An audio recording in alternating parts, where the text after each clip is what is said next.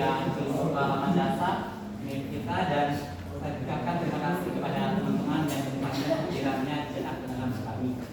Saya Asad dengan NIM 121231183 bertugas sebagai moderator pada presentasi kelompok 2 pada hari ini.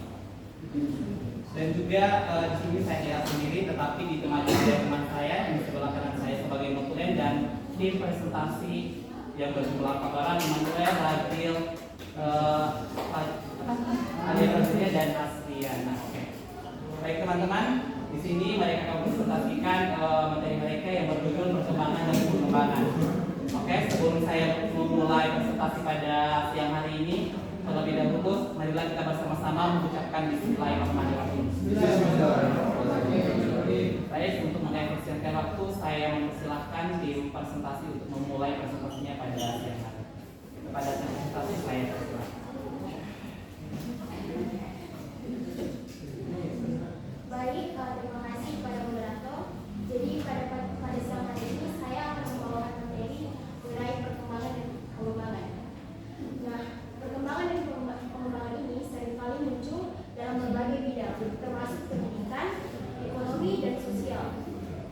Dalam era yang terus berubah ini, sangat penting bagi individu dan organisasi untuk memahami perbedaan antara kedua istilah tersebut, agar dapat merumuskan strategi yang tepat untuk mencapai tujuan yang diinginkan.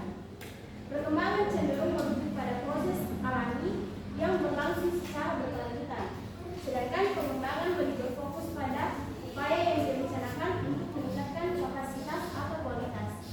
Baik, adapun definisi perkembangan merupakan proses perubahan yang bersifat positif, di mana individu atau sekelompok mengalami kemajuan dalam berbagai aspek, termasuk pengetahuan, keterampilan, sikap, dan juga perilaku.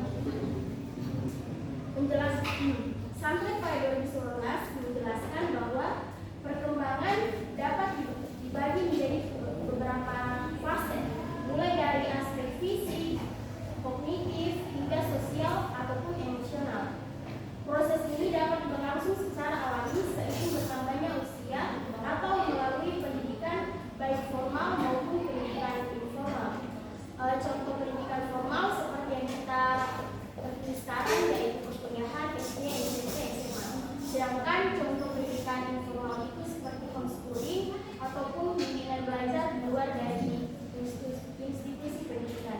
Mungkin itu saja materi yang dapat saya bacakan kepada teman-teman. Adapun materi selanjutnya akan dibawakan oleh teman saya.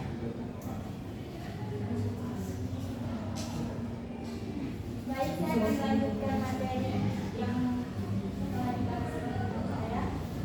Saya Alif Fadila dengan akronim 179. Selain definisi perkembangan, ada juga tipe perkembangan. Perkembangan fisik berkaitan dengan pertumbuhan tubuh dan kemampuan motorik, di mana anak-anak mengalami penguatan otot dan tulang seiring dengan pertumbuhan mereka.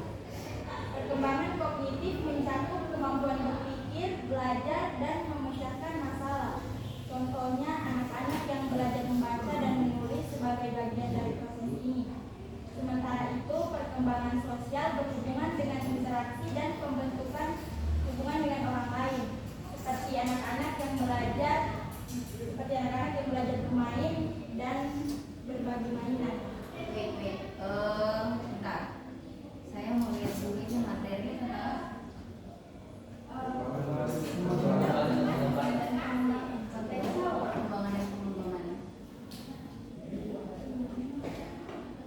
perkembangan dan pengembangan kok. Iya. Oh, salah materi. Di sini perkembangan dan pengembangan IPA.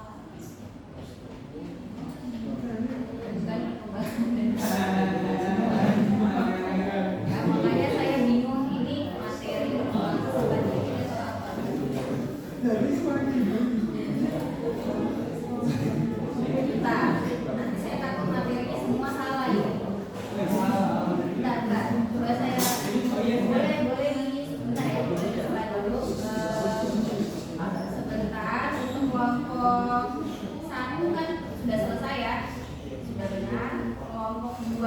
perkembangan dan pengembangan IPA. Kelompok 3, mana kelompok 3 di sini? Nah,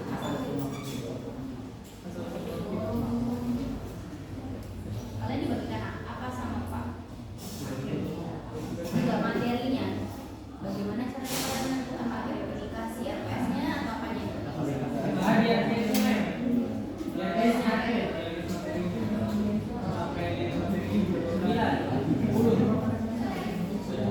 Yang lain boleh nanti minta tolong diperiksa judulnya kalian ya. Jangan sampai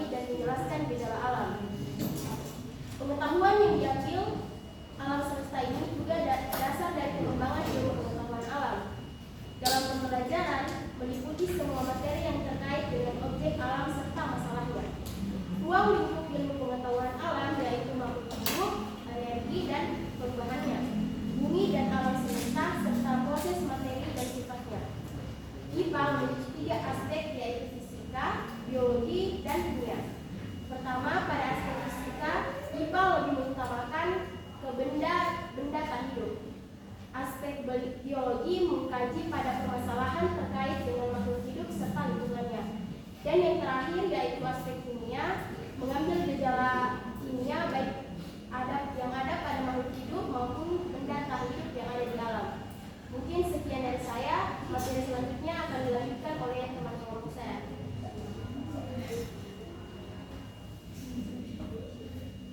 Baik, saya akan melanjutkan materi dari saya, yaitu syarat-syarat pengetahuan.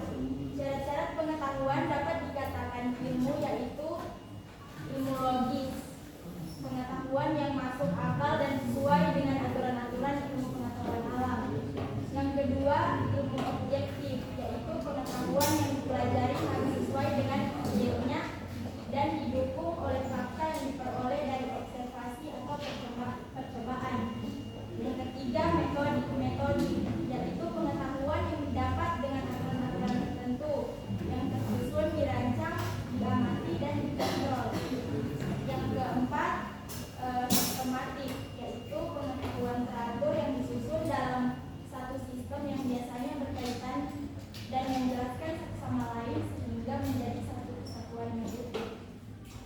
Dan yang terakhir ada universal, yaitu pengetahuan yang bersifat umum dengan cara mencoba hal yang sama akan mencoba hal yang sama. Dengan cara mencoba hal yang sama akan mencoba hal yang sama. Itu gimana maksudnya? Tahu nggak? Materi selanjutnya akan dilanjutkan oleh saya. Baik, sama-sama. Karena saya mau bagi dan akan sambung satu-satu. Di sini saya akan menjelaskan topik perbedaan antara IPA klasik dan IPA modern. IPA klasik merujuk pada pemahaman ilmu pengetahuan yang berkembang secara alami dalam masyarakat tradisional, di mana proses-proses ilmiah dilakukan berdasarkan pengalaman dan kebiasaan turun-temurun tanpa melalui penelitian formal atau metode yang modern. Dalam hal ini pengetahuan diperoleh secara empiris dari pengalaman terhadap alam dan lingkungan sekitar, namun tanpa disadari masyarakat telah menerima prinsip-prinsip tertentu. Lanjut, saya di bagian IPA modern. IPA modern muncul pada saat penelitian, pengujian, dan adanya pembaharuan yang dikaitkan dengan berbagai disiplin ilmu yang ada. Proses pengawetan, pengalihan ikan, buah-buahan, dan berbagai kegiatan yang berkaitan dengan fisika, biologi, kimia, biokimia, dan sebagainya merupakan hasil perkembangan IPA yang telah dinikmati oleh manusia. Ya, sekian dari saya berikan kembali ke tadi. Baik, saya akan melanjutkan materi yaitu perkembangan dan pengembangan IPA. Awal dari IPA dimulai ketika manusia mengamati gejala alam, mencatatnya kemudian mempelajarinya. Pengetahuan yang diperoleh terbatas pada hasil pengamatan terhadap gejala alam yang ada. Selanjutnya, makin bertambah dengan pengetahuan yang didapat dari hasil pemikirannya. Kemudian dari peningkatan kemampuan daya pikirnya, manusia dapat melakukan eksperimen ini. Terbitlah IPA, ilmu pengetahuan alam, sebagai suatu ilmu yang baik. Perkembangan IPA tidak jauh dari kaitan landasan ilmu pengetahuan itu sendiri, antara lain hipotesis adalah sastra ilmu yang paling rendah merupakan pikiran atau prediksi yang diambil berdasarkan pengetahuan atau teori yang sudah ada untuk menjawab penelitian yang sedang dilakukan. Teori merupakan strata ilmu yang lebih tinggi dari hipotesis yang berupa landasan ilmu yang telah teruji aktualitasnya.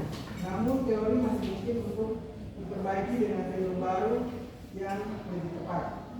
Hukum dan dalil merupakan strata ilmu yang paling tinggi, berupa teori yang sudah diuji terus menerus dan diketahui tidak ditemukan adanya kesalahan. Kesimpulannya, menjelajahi bumi dan alam semesta adalah perjalanan menakjubkan yang membawa kita memahami betapa kompleks dan menawannya planet kita serta kosmos di sekelilingnya, dari komponen utama yang bentuk bumi hingga pentingnya atmosfer dan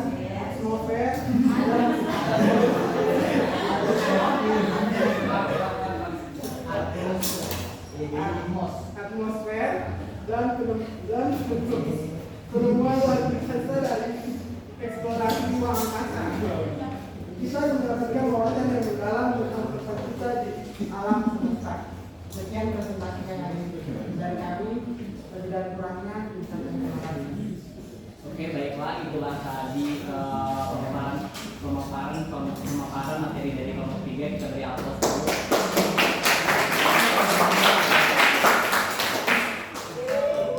Sekiranya dari pemaparan materi tersebut merasa teman-teman memiliki banyak pertanyaan di benak teman-teman maupun di otak pikiran teman-teman. Oleh karena itu saya membuka sesi pertanyaan, tetapi saya hanya menampung 3 pertanyaan saja. Oleh teman-teman yang mau menyanggah, menambahkan atau memberi saran, saya akan persilahkan.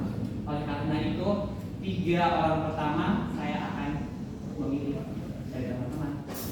Oke, bukan 1, 2, 3.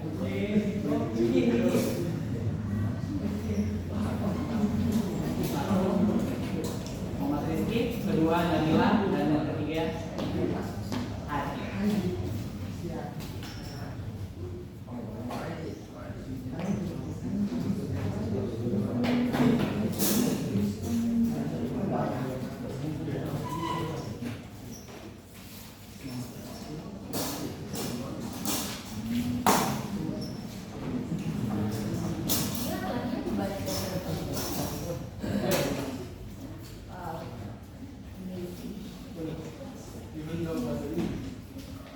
Kalau di kode saya punya 2 atau 1 orang yang sisanya Ayo silakan. Muhammad Rizky, pertanyaannya boleh.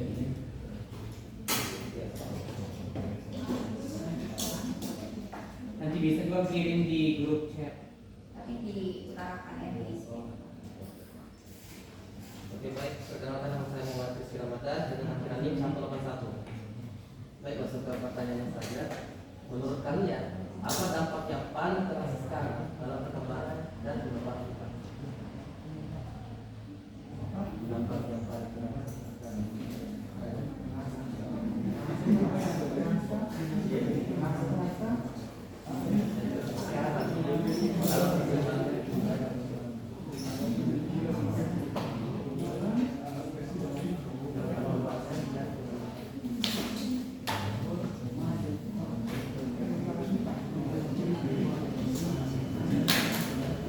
Oke, Nabila. Assalamualaikum warahmatullahi wabarakatuh.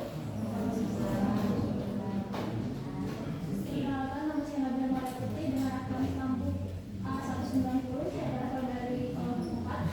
Pertanyaan saya untuk kelompok 2 yaitu bagaimana sih cara orang-orang dulu dalam mengembangkan ilmu pengetahuan alam ini sehingga ilmu pengetahuan alam ini bisa semakin berkembang dan terus dikenal sampai saat ini. Nanti di pertanyaan ketiga Adit. Saya bertanya. Coba jelaskan lebih rinci tentang contoh perkembangan dan pengembangan itu. Siapa namanya? Enggak ya. Nabila. Apa tadi pertanyaannya?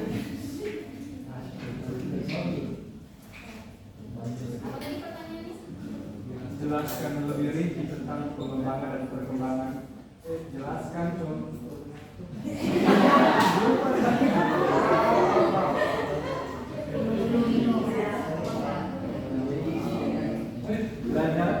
Jelaskan lebih rinci tentang perkembangan dan pengembangan IPA.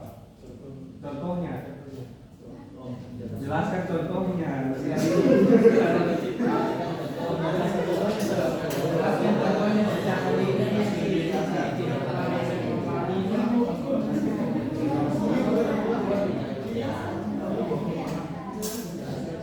Berikan satu contoh saja spesifik tentang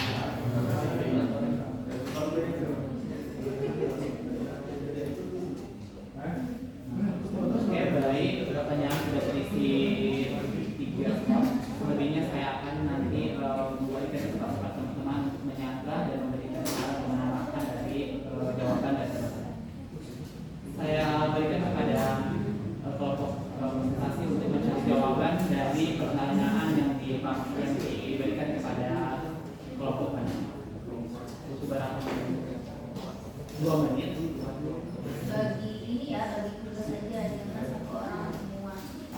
Orang satu.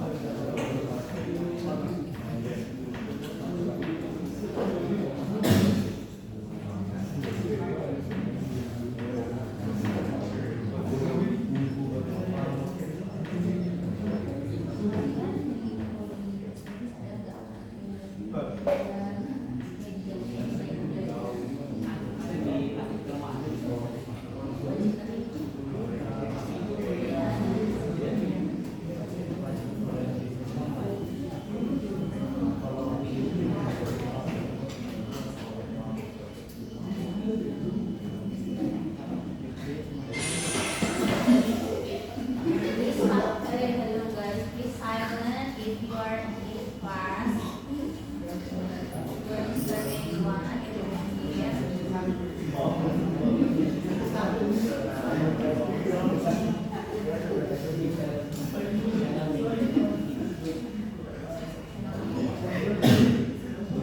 Oke, pada kelompok presentasi sudah bisa menjawab pertanyaan. Oke, saya persilakan kepada tim presentasi untuk menjawab pertanyaan dari Rizky. Ramadan. Oke baik, saya akan menjawab pertanyaan dari teman kita Rizky Ramadan. Dampak yang paling terasa sekarang dalam perkembangan IPA. Dampak perkembangan pengetahuan alam saat ini sangat terasa di berbagai aspek kehidupan, terutama dalam teknologi dan kesehatan. Perkembangan teknologi, IPA telah mendorong revolusi teknologi yang sangat besar, termasuk kemajuan dalam kecerdasan buatan AI, internet,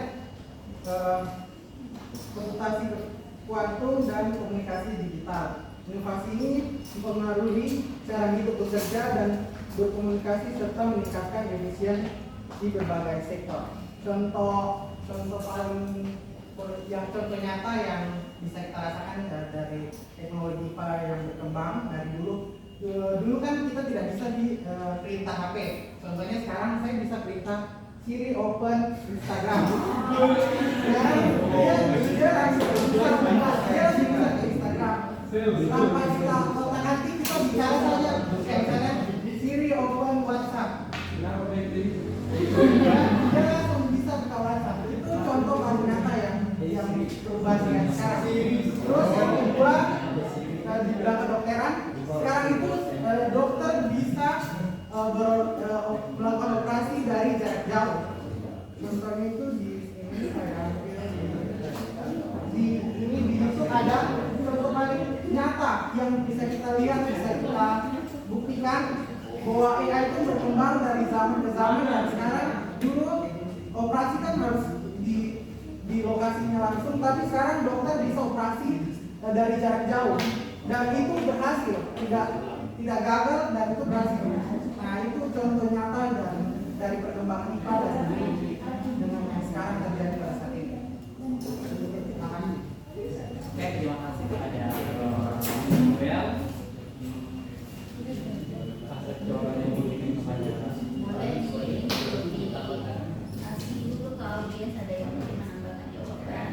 dari jawaban dari Immanuel tadi, apakah dari teman-teman memiliki saran, sumbangan atau tambahkan dari jawaban dari saudara?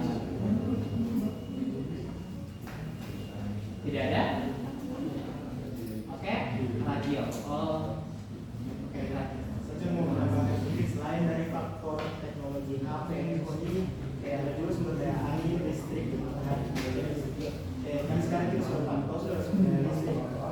Apalagi angin sekarang memang belum kayak terlihat sekali di sekitaran sini, tapi yang paling khusus sekali itu matahari. Listrik matahari. Kan sudah beberapa sekali juga di hutan tuh, terutama ada beberapa sekali juga di gedung-gedung beberapa sini sumber daya matahari. Dan walaupun memang belum diregulasi, tapi negara sudah regulasi menggunakan beberapa tenaga listrik tersebut. Oke, baik. Apakah masih ada? Sudah tidak ada. Saya kembalikan kepada Rizky, apakah jawabannya sudah tepat atau masih ngambang? Rasa sudah cukup. Anggap selesai.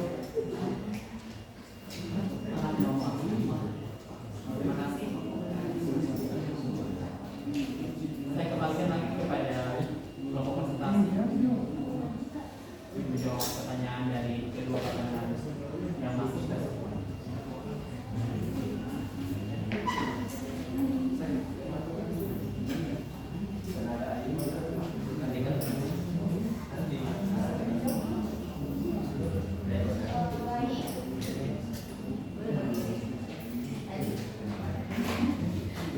Baik, di sini saya akan menjawab pertanyaan dari saudara Nadila. Pertanyaannya itu bagaimana sih cara orang-orang itu mengembangkan IPA sehingga IPA bisa berkembang dan terus diterus sampai saat ini. Sebenarnya jawabannya Nadila tadi itu sudah itu di jawaban yang menurut tadi. Tapi kan pertanyaannya lebih ke zaman dulu lagi. Nah, cara zaman orang dulu itu seperti yang minggu lalu menjelaskan itu, orang-orang zaman dulu itu bisa melihat atau mengetahui, misal kalau misalkan ini jam 2 siang itu dapat info itu dari mana kan? Dari jam dulu tidak ada jam, tidak ada ini kan. Jadi mereka menggunakan feeling. Tapi secara berkembangnya zaman ada beberapa ilmuwan yang dapat mengetahui dan mengembangkan bagaimana sih cara kita mengetahui kalau oh jam 2 siang ini maksudnya siang hari ini jam segini, pada malam hari ini jam segini. Jadi ada beberapa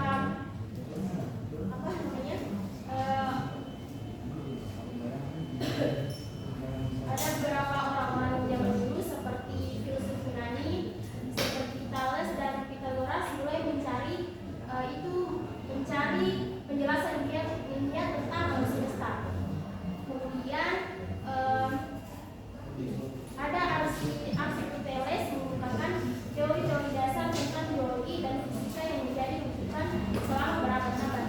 Nah, dari beberapa ilmuwan itu mulai berkembang hingga seperti saat sekarang ini kan, kita sudah ada teknologi yang memang canggih yang bisa mengetahui oh ini sudah bulan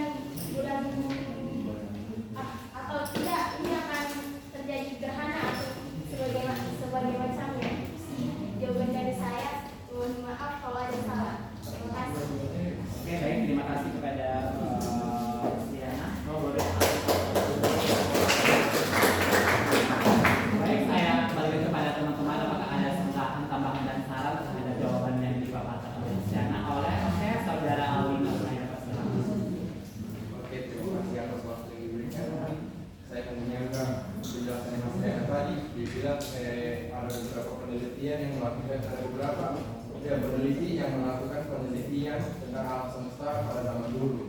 Boleh dijelaskan apa yang mereka teliti sampai bisa berkembang sampai seperti sekarang ini? Itu saja. Sebelumnya terima kasih atas sambutan dari saudara Aldo. Jadi terima kasih sebelumnya atas sambutan dari saudara Aldo. Jadi ada beberapa peneliti itu, yang pertama dari zaman kuno ini ada perkembangan penelitian ilmiah. Pada zaman ini perkembangan ini pada zaman ini kan perkembangan IPA sangat terbatas, terutama karena manusia lebih menggunakan mitos dan kepercayaan agama menjelaskan fenomena alam.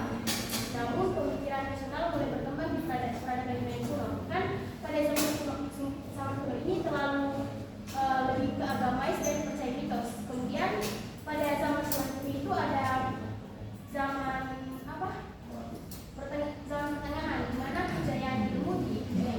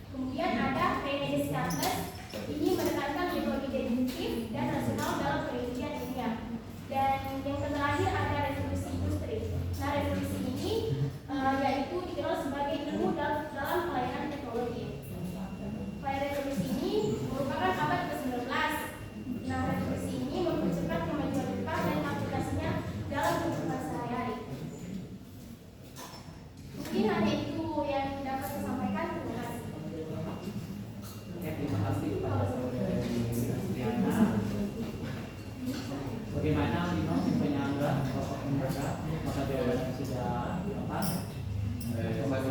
Saya mau puas dengan jawaban nih, karena dari sekian banyak yang dijelaskan itu semua yang saya dengar hanya teori-teori semua saling saya dengar.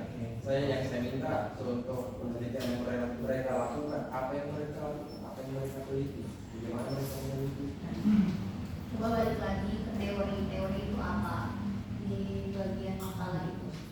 Teori itu bukan maksudnya asumsi ya, kayak abstraksi saja, tapi teori itu ada juga di makalah lagi. Kita lihat what is theory gitu ya, kayak teori itu tidak sembarang.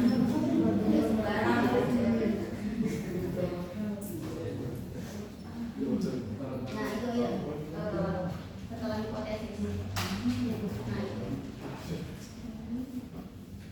bisa dibaca. Jadi penanya boleh juga sebenarnya melihat dulu yang dimaksud dengan teori itu apa ya.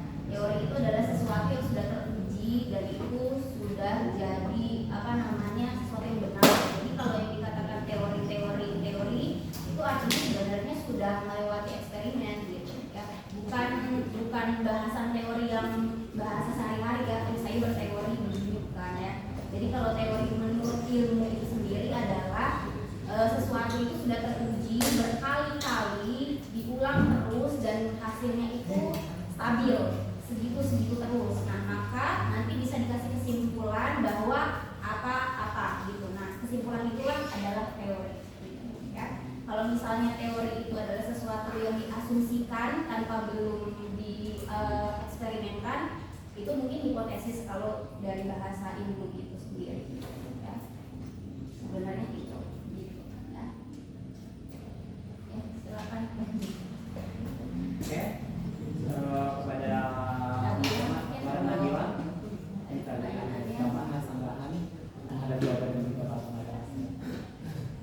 Terima kasih atas jawaban kepada kami. Saya merasa cukup dengan teori.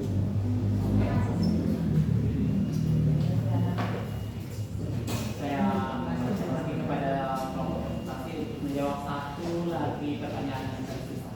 Nah kayaknya pertanyaan terakhir itu bisa menjawab pertanyaan dari Aldi juga ya, karena untuk meminta satu contoh real apa gitu. Misalnya penemuan apa di IPA itu prosesnya seperti apa sih, kenapa bisa terjadi seperti itu gitu, hasil dari penemuan itu.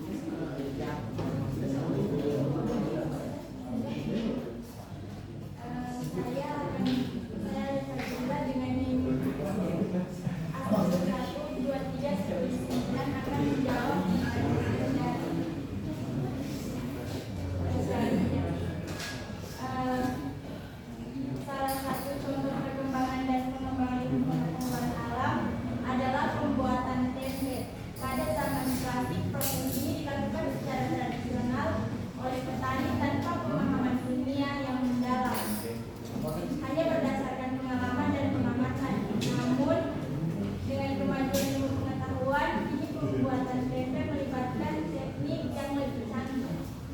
Saja yang Terus tambahan satu contoh pengembangan dari kegiatan pengembangan vaksin mRNA.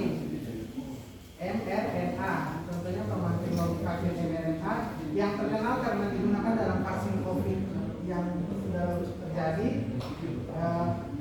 Pfizer dan Moderna adalah hasil dari pengembangan IPA di bidang teknologi. Teknologi ini memungkinkan pembuatan vaksin yang lebih cepat dibandingkan metode konvensional. Dengan memanfaatkan mRNA, vaksin dapat memicu respon imun tanpa menggunakan virus hidup. Dampaknya vaksin ini membantu dunia menghadapi pandemi COVID-19 secara lebih efisien dan cepat. Selain itu, teknologi mRNA juga sedang dikembangkan untuk pengobatan kanker dan penyakit lainnya.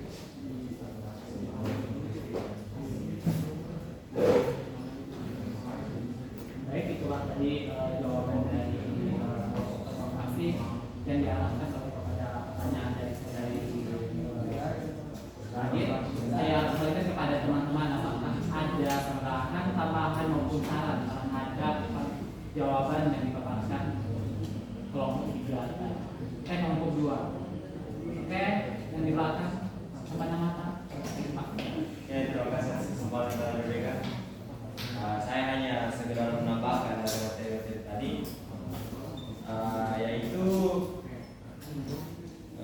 tadi kan sudah dibahas tentang penemuan yang sekarang ini macam vaksin, TB. Kalau saya menambahkan penemuan zaman dulu, misal penemuan jam pertama. Pada zaman dulu manusia itu melakukan pengamatan matahari dan bulan untuk menentukan jam. Nah, sini jam matahari manusia purba menggunakan bayangan yang dibentuk oleh matahari untuk menentukan waktu. Jam matahari paling awal ditemukan di Mesir kuno sekitar 3500 sebelum Masehi. Alatnya sederhana, berupa tongkat yang ditancap di tanah dan bayangannya menunjukkan waktu berdasarkan posisi matahari. Mau dicontohkan ini anunya? Caranya?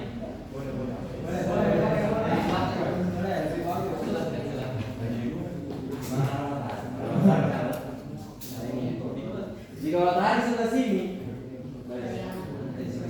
iya, matahari sebelah sini,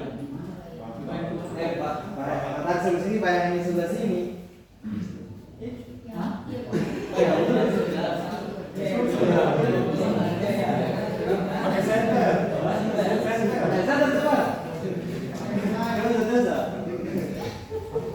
Berarti yang menunjukkan jam 6 mengikuti bayangan matahari. Dari sana mataharinya, di sini bayangannya, berarti sini jam 6. Jika matahari menghadap ke atas dan bayangan tepat di bawah, berarti jam 12. Saya rasa cukup itu saja.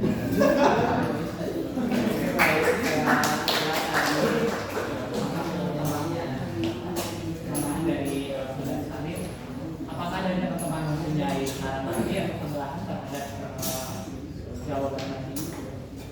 Masih ada? Sudah tidak ada? Oke, saya kembalikan kepada Adit. Apakah jawabannya sudah tepat atau masih ngambang? Sudah tepat. Oke, sudah tepat. Kita berikan dulu.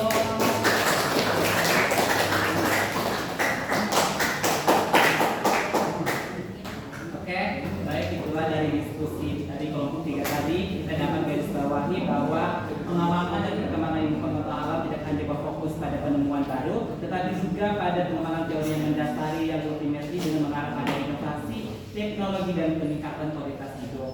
Oke, harapannya diskusi pada siang menjelang sore pada hari ini dapat memberikan benefit kepada teman-teman, membuka relasi dan juga menambah ilmu pengetahuan dari teman-teman juga. Lebih dan kurangnya saya mohon maaf. Terima kasih Ibu dan juga teman-teman. Semoga kembali terima kasih. Dengan menutupnya saya menutup presentasi pada siang hari ini dengan mengucapkan hamdalah Alhamdulillahirobbilalamin. Assalamualaikum warahmatullahi wabarakatuh.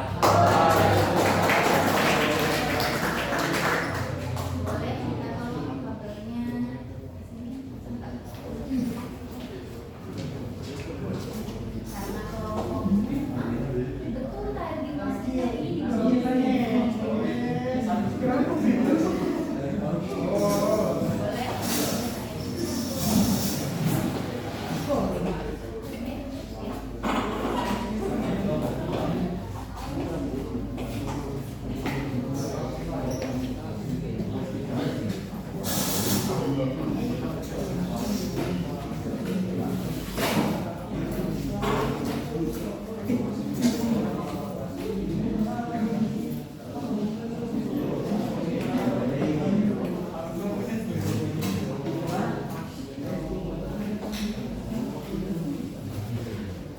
Oke, bagaimana ini kelompok 2 belum bisa saya nilai ya makalahnya, dan nanti saya ulang lagi untuk plagiarismenya ya karena salah semua di materinya. Boleh minggu depan atau secepatnya bisa.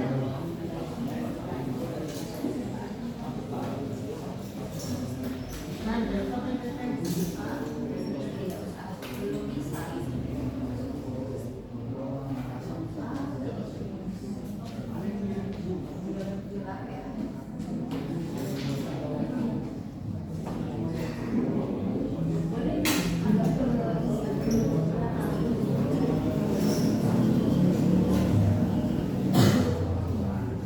Kelihatan nggak ya di belakang?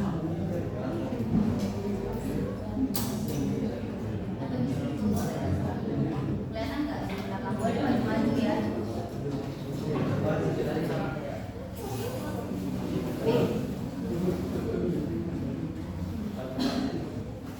Masih agak ke atas lagi.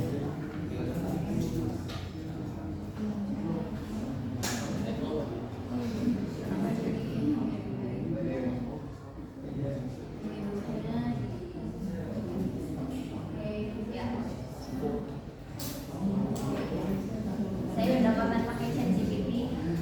Adik-adik sudah familiar ya sama ChatGPT ya? Oke. Ya, jadi ini salah satu bentuk teknologi, tapi sebenarnya belum mengenai IPA itu sendiri ya. Di kelompok mana yang menjelaskan tentang teknologi, ada tidak? Di sini tidak ada. Karena sepertinya materi di kelas ini dengan kelas yang satunya itu agak berbeda gitu ya. Jadi ya saya harus kondisikan ya. Nah, adik-adik untuk pemakalan kelompok 2 mohon dimaklumi karena salah ya mereka menulis gitu ya. Jadi tentunya pasti belum terlalu siap ya untuk menjawab. Nah, saya mau tambahkan terkait sebenarnya prinsip IPA-nya itu sendiri kita belum kena ya. Nah, ada yang tahu tidak metode ilmiah itu langkah-langkahnya seperti apa? Waktu kalian SMA yang mungkin ambil jurusan IPA, ada yang masih hafal langkah-langkah metode ilmiah itu apa?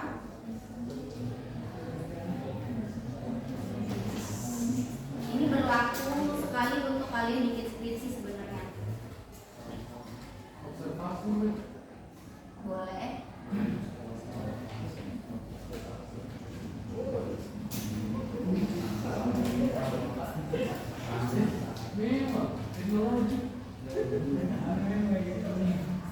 Yang kedua apa?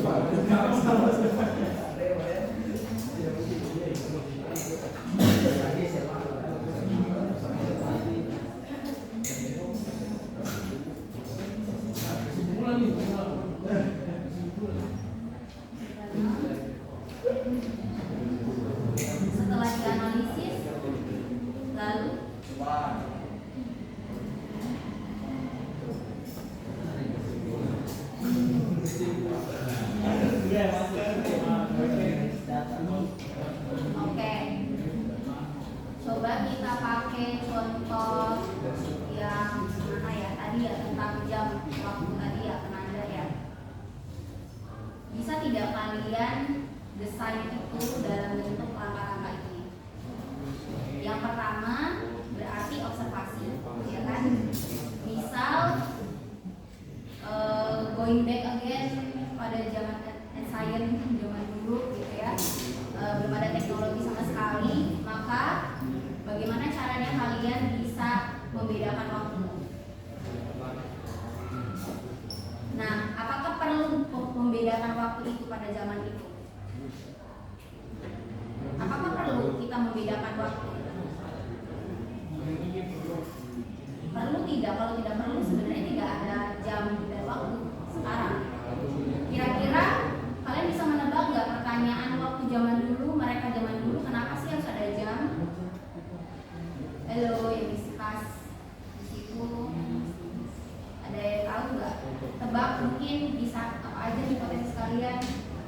Kenapa kira-kira zaman dulu orang itu harus punya penanda waktu? Kalau zaman dulu ya. Iya. Saya kalau dulu misalnya kalau mau kan itu kalau dulu mau kumpul misalnya hari di jam berapa begitu jadi Zaman dulu ya, zaman dulu nggak ada yang namanya rapat diskusi, nggak ada. Mereka hanya sangat sederhana, yaitu harus survive. Ya. Nah, bisa. Kan zaman dulu belum ada yang namanya konsep hari besok kemarin Iya, belum minggu ada. depan. Jadi mungkin untuk mempermudah kegiatan mereka seperti berburu, berburu menanam, waktu tidur. Iya, dan sebagainya. Iya, betul. Jadi kalian jawabannya terlalu kompleks untuk mereka yang dulu sangat sederhana. Gitu ya. Kalau tadi untuk rapat diskusi itu mereka belum ada sama sekali. Bahasa aja belum ada bahasa begini. Gitu ya. Ya, jadi yang sangat sederhana adalah halo. Tadi betul bahwa bagaimana kita itu pengen survive kalau kita tidak bisa menentukan kapan kita pergi dan kapan kita ada di apa ya namanya dua ya, rumah mereka tuh dua apa sih kayak tempat tinggal sementara mereka gitu ya. Nah makanya mereka perlu untuk mengetahui waktu terang dan waktu malam gitu ya, sederhananya itu gitu ya. Nah kalau misalnya terang berarti ketika mereka melihat di sekitar mereka ada predator atau ada sesuatu yang ingin mengancam nyawa mereka, maka mereka bisa lari gitu aja langsung ya. Tapi kalau malam hari adik-adik tidak ada senter ya, tidak ada mungkin apa sih lampu nah itu apalagi belum ada sama sekali ya, sehingga mereka harus memutuskan kalau mereka gelap, keadaan gelap, maka mereka tidak akan keluar, tapi mereka stay atau istirahat dan menunggu pagi gitu ya, atau waktu terang gitu ya. Nah sebenarnya menurut saya itu mulainya kenapa ada IPA gitu, kalau dari dulu sekali gitu ya. Nah orang zaman dulu itu tidak menyebut IPA yang mereka lakukan, tapi itu yang mereka lakukan secara tidak sadar untuk survive lagi gitu ya.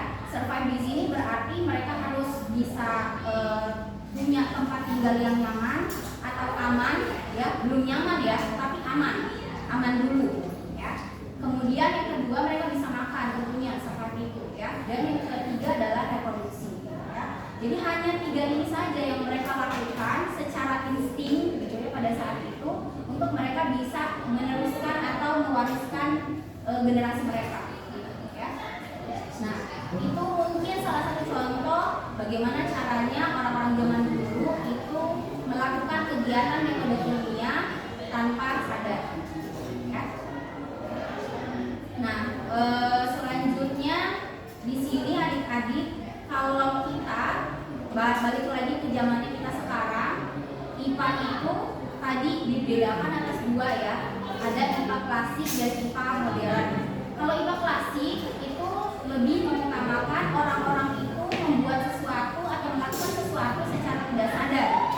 Jadi kayak trial and error gitu ya. Misalnya tadi cara bikin tempe, nah mereka itu nggak tahu kalau apa yang mereka lakukan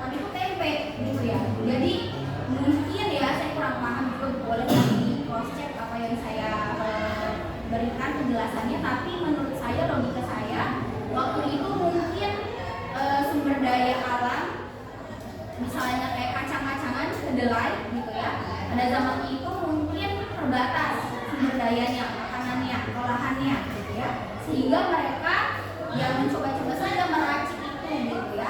Misalnya mereka bersihkan terlebih dahulu gitu ya kacang-kacangnya, kemudian setelah itu ditutup gitu ya.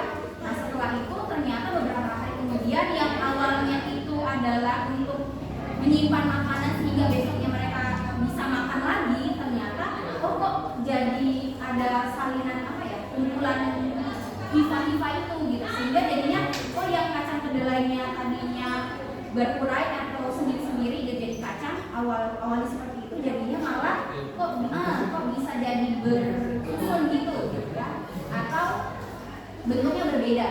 Dan ketika mereka coba ya berbeda, mungkin ada rasa tekstur yang berbeda seperti itu. Jadi itu IPA klasik. Nah kalau IPA modern itu mungkin sekarang artinya orang itu sengaja melakukan sesuatu untuk menghasilkan produk yang diharapkan. Misalnya vaksin itu mereka lakukan dengan sengaja untuk tentunya misalnya umat manusia gitu ya. Jadi ada langkah-langkah yang benar-benar hati-hati mereka lakukan kalau di IPA modern, karena mereka sudah ekspektasi apa yang mereka lakukan harus seperti ini gitu ya.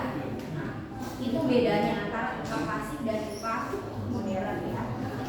Nah selanjutnya apalagi yang tadi ini ada 3 taraf ya, hipotesis dan teori dan hukum di sini ya. Tapi saya mungkin lebih ke hipotesis dan teori.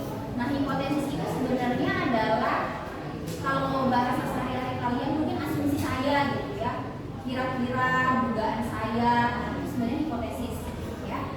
Nah sementara kalau teori itu artinya sebenarnya sesuatu itu sudah dinyatakan benar karena sudah dilakukan berkali-kali. Bukan teori, misalnya saya berteori tentang ini, kayaknya akan seperti ini. Kalau belum teruji maka itu bukan teori. Ya. Jadi itu bedanya antara hipotesis dan teori. Apalagi ya, saya tambahkan.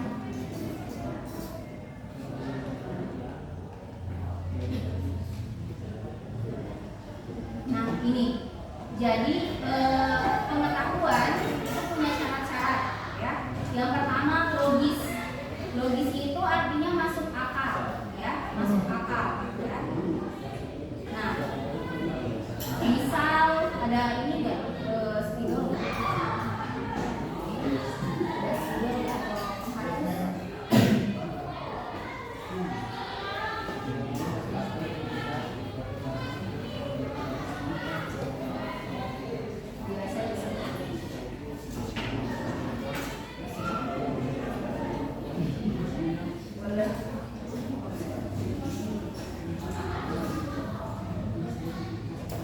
logis.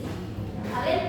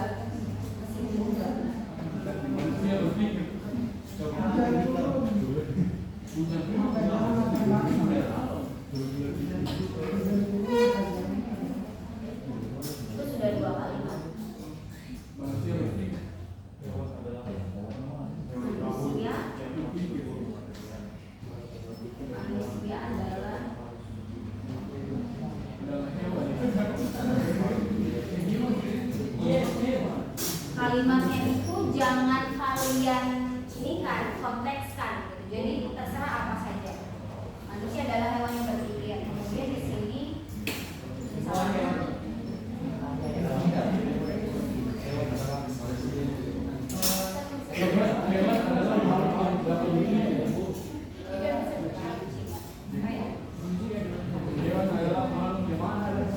misalnya tadi Steffi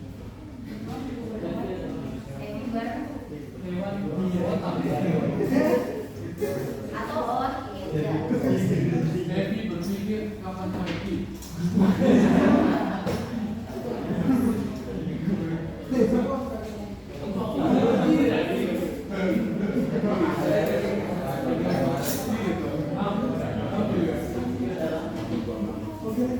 Ini logis kan? Iya logis.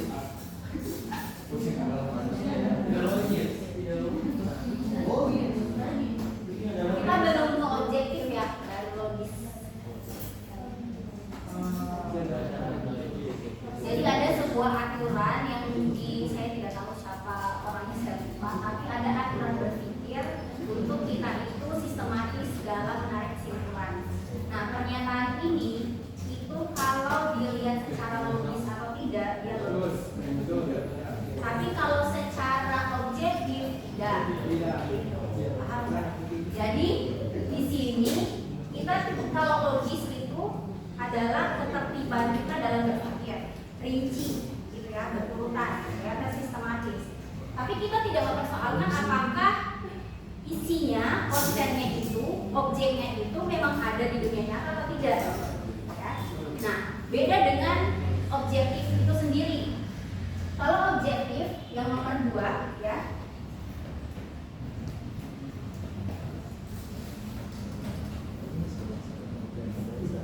Nah, jadi syarat pengetahuan yang kedua adalah itu objektif. Objektif itu sesuatu yang dinyatakan benar kalau memang secara empiris atau yang kita amati itu ada. Ya.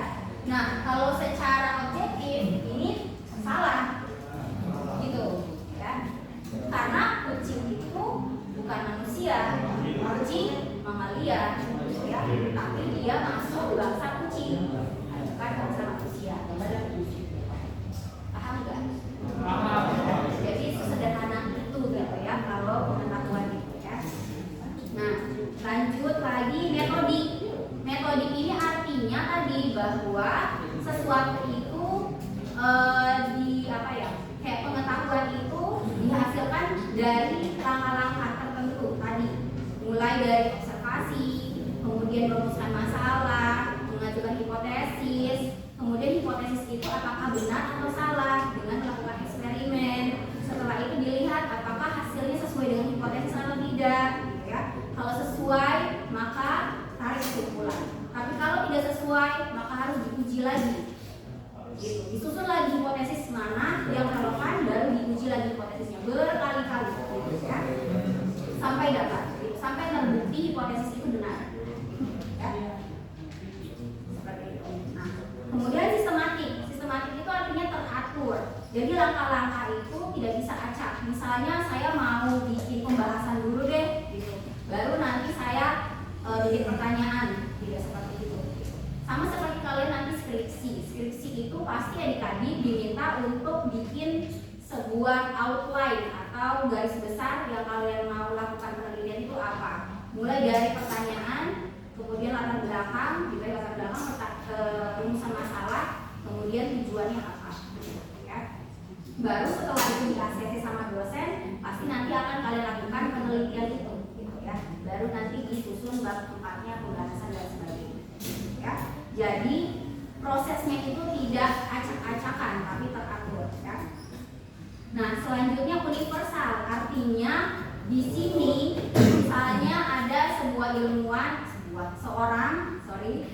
ilmuwan yang menemukan apa, gitu ya. Maka teori dia nanti itu harus bisa berlaku untuk orang lain, gitu ya, atau di daerah lain. Ya.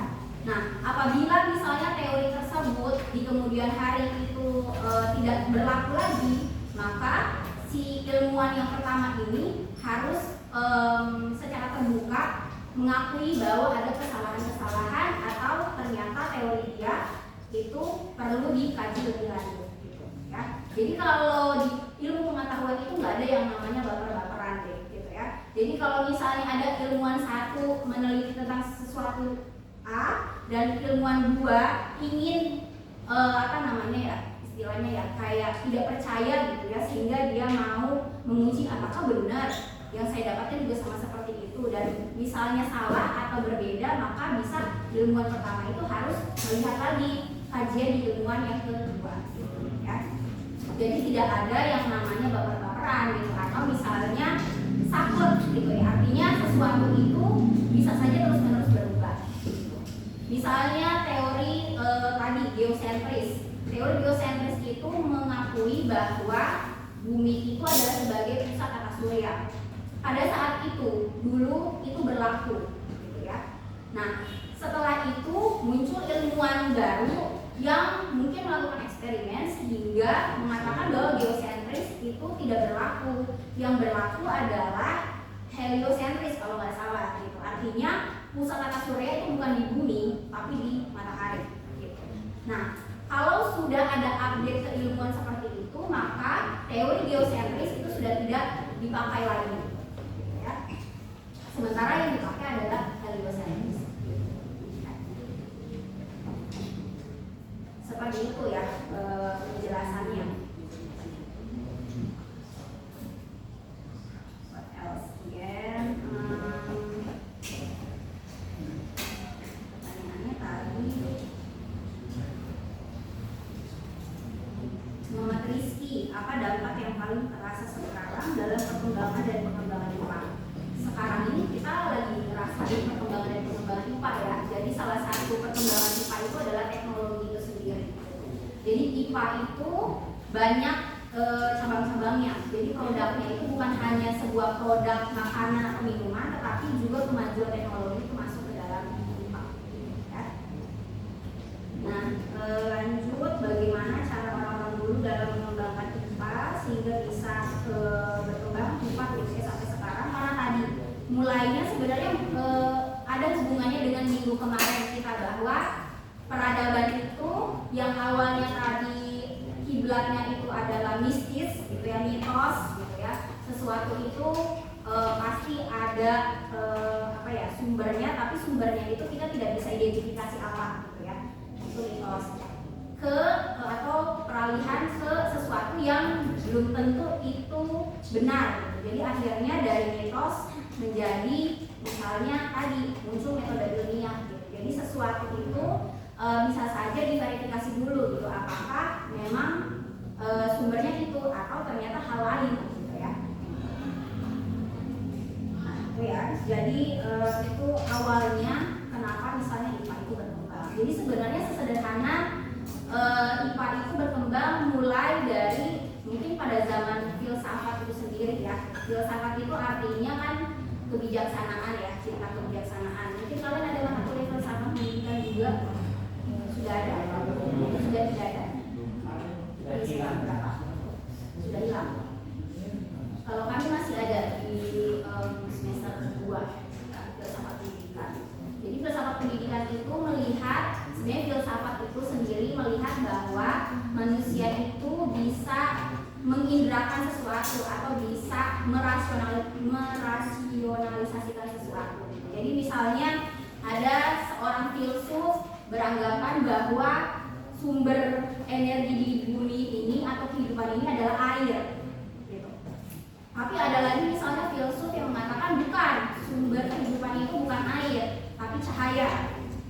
Ada lagi misalnya yang mengatakan sumber kehidupan itu tanah, karena mungkin mereka melihat bahwa selalu ada tumbuhan-tumbuhan baru yang muncul ya, dari tanah. Nah, ketiga ini bisa benar kalau menurut filsafat. Kenapa? Karena mereka bisa memberikan alasan masing-masing.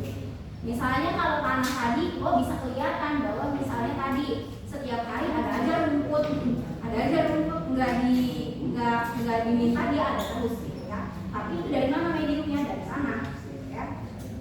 Kemudian ada lagi misalnya tadi sumber energi kehidupan itu adalah air, karena mungkin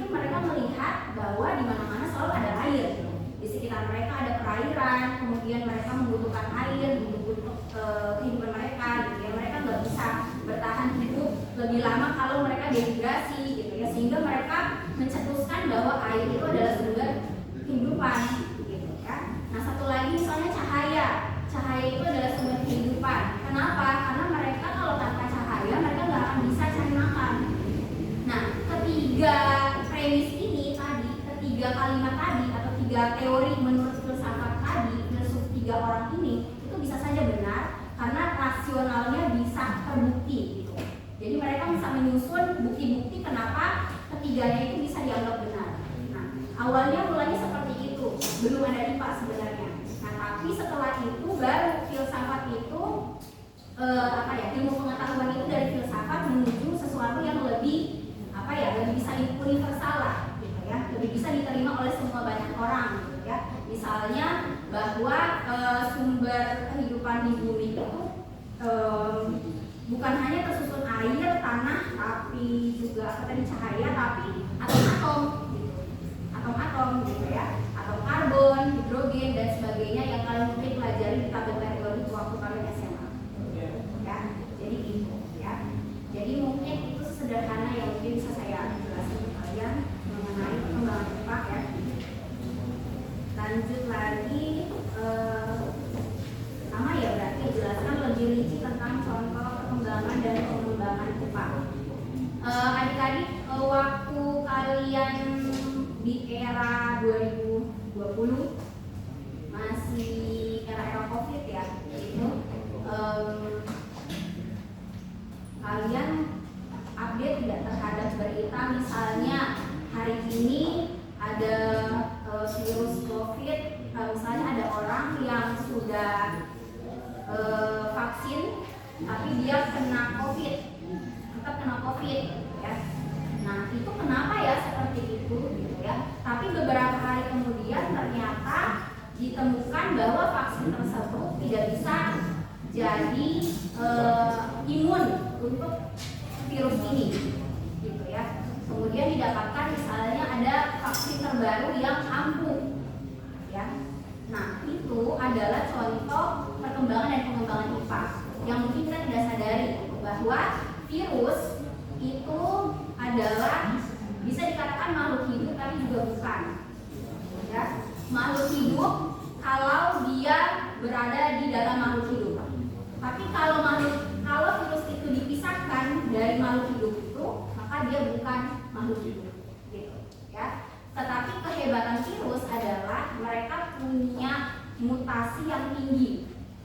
Mutasi itu artinya gen-gen di dalam virus tersebut itu bisa berubah cepat karena mereka sangat sederhana, gitu, ya.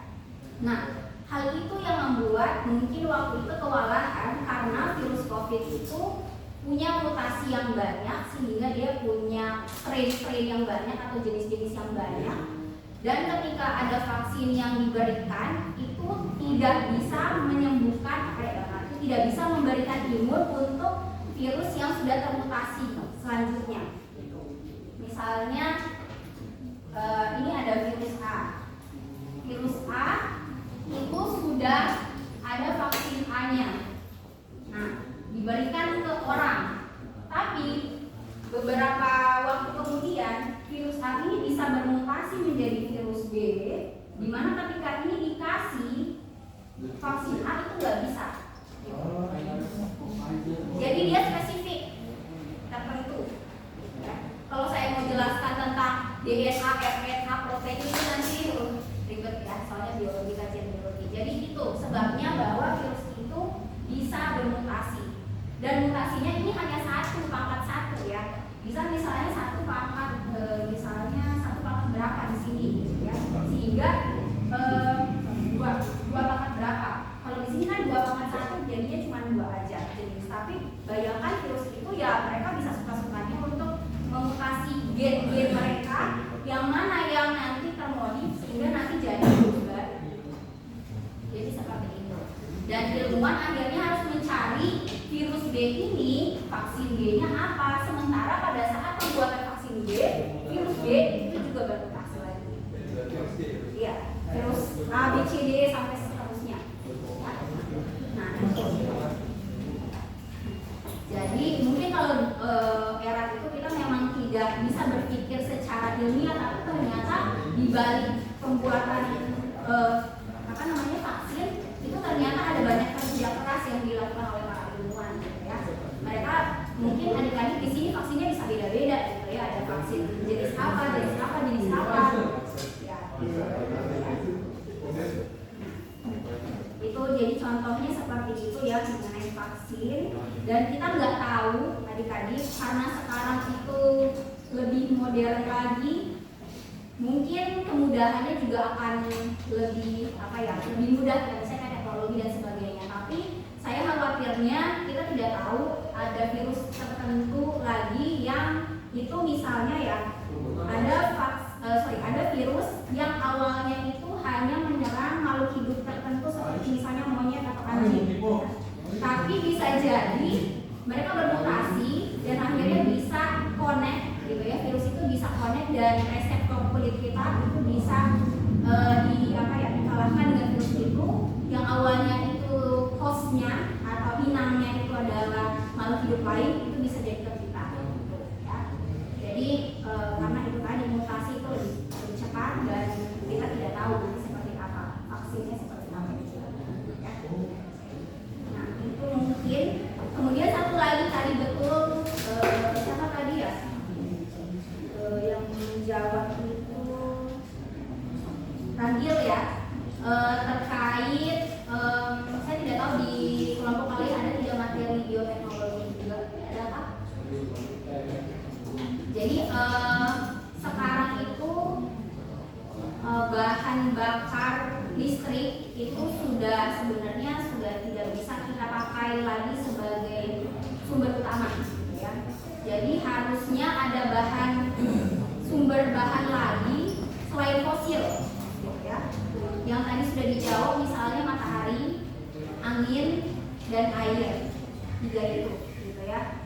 Karena kalau bahan bakar fosil kita perlu menambang lebih banyak gitu ya, menggali lebih banyak di tanah gitu ya, bahan-bahan mineral tersebut.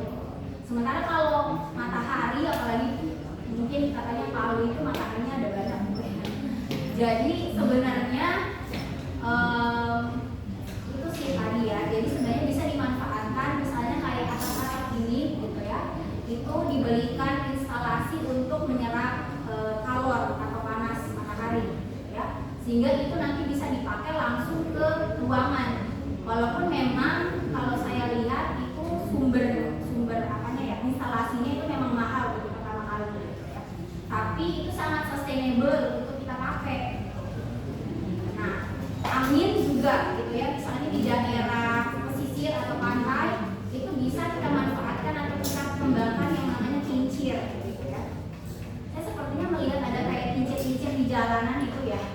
Kalian mungkin bisa kayaknya di bundaran STQ itu ada kayaknya kincir-kincir air, saya tidak tahu itu apa gitu. Tapi kincir itu sebenarnya bisa sebagai terobosan kita mengambil energinya untuk nanti dikonversi menjadi listrik gitu, ya, dan lain sebagainya.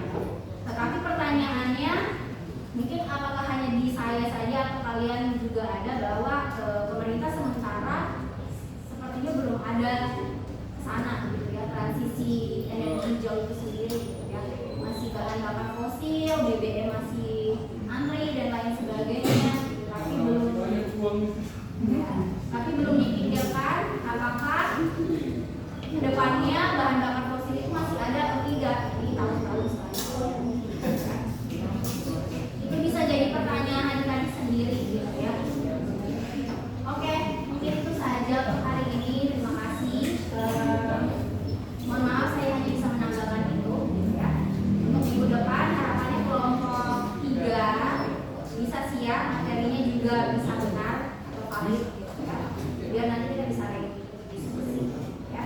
Terima kasih adik-adik. Assalamualaikum warahmatullahi wabarakatuh.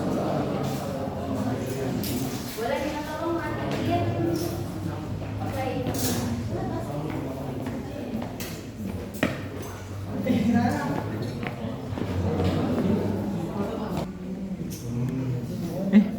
Sudah, matikan.